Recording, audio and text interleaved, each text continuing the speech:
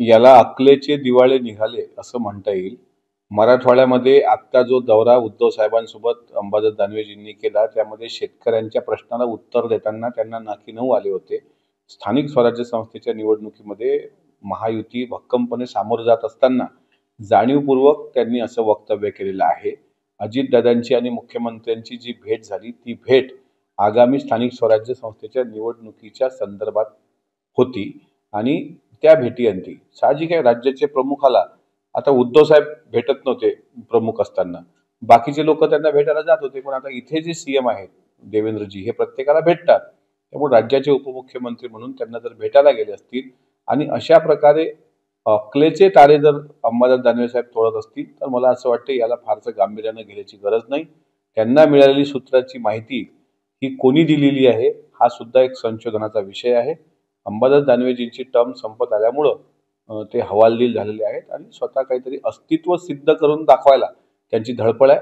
मराठवाड्यामध्ये उद्या सामोरं जाताना त्यांना माहिती आहे जनता त्यांना जाब विचारेल आणि आता त्यांना नुकताच तो अनुभव आलेला आहे. त्या माहितीप्रमाणे पक्षाकडून एक नोटीस गेली होती, त्याचं उत्तर त्यांनी काल पक्षाला दिलेलं आहे. त्यांनी फक्त असं विचारलं असेल वरिष्ठांना की खुलाशाद्वारे की माझा प्रवक्ते पदावरून जे काही उचलबांगडी केल्या गेलेली आहे त्याचं कारण काय. त्याच्यामुळे त्यांना विचारण्याचा अधिकार आहे. शेवटी पक्षाच्या त्या कार्यकर्त्या आहेत, पक्षाच्या पुणे जिल्ह्याचे नेत्या पण आहेत आणि धाडाडीनं कुठल्याही अन्यायावर वाचा फोडायला ते पुढे असतात. त्यांचा तो संविधानिक अधिकार आहे. आता पक्षाला जर त्यांनी काही विचारलं असेल तर पक्षाचे सरचिटणीस आणखी कोणतं चिन्ह दिलं तरी जनतेला ज्याला मतदान करायचं त्याला जनता मतदान करणार आहे. काही ठिकाणी ते आमच्यासोबत युती द्यायला तयार आहेत, काही ठिकाणी कार्यकर्त्यांची इच्छा आहे, पण मतदार कुठं त्याचं मत देतो हे सर्वस्वी मतदार राजावर अवलंबून असतं.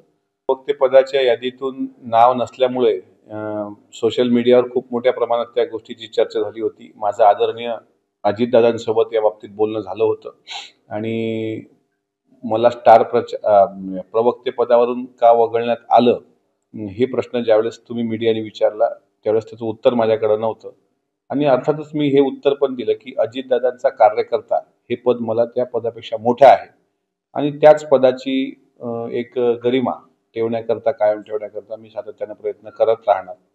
आज जी स्टार प्रचारकांची यादी आली त्यामध्ये माझं नाव मला दिसतंय, याचा मला निश्चितच समाधान आहे आणि हा निर्णय अंतिम पक्षाने घेतलेला असल्यामुळं महायुतीमध्ये राष्ट्रवादी काँग्रेस पक्षाची जी विचारधारा आहे ती विचारधारा प्रचार प्रसार करण्याचं काम मी नक्कीच जी पक्ष तरुण आहे तो प्रत्येक आमदार, खासदार आणि येणाऱ्या मंत्र्यांना, येणाऱ्या लोकांना तो पत्र देतो. पण त्याच्या पत्रावरून एक गोष्ट लक्षात येते की तो किती अस्वस्थ आहे, म्हणजे त्याचं वय वाढत चाललंय. योग्य वेळेत लग्न झाली पाहिजे ही साधारणपणे प्रत्येकाची इच्छा असते, पण अशा प्रकारे आमदार, खासदार म्हणजे त्या संबंधित व्यक्ती म्हणजे नाव त्यांनी गुलदस्त्यात ठेवलंय साहेबांना पत्र देताना.